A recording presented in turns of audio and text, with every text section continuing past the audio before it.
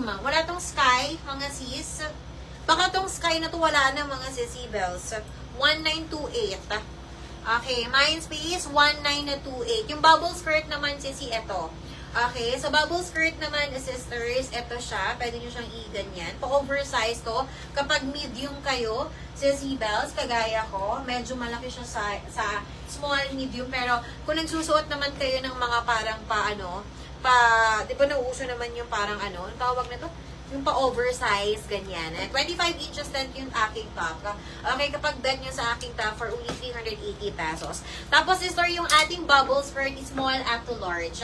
Up to 36 inches yung kanyang banat, sissy. Tapos, sissy, meron siyang inner shorts sa loob.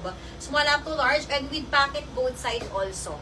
Sissy bells. Baka bet nyo po sa aking suot, mga sissy bells, na bubble skirt. Ang available color, sissy, meron tayong color white.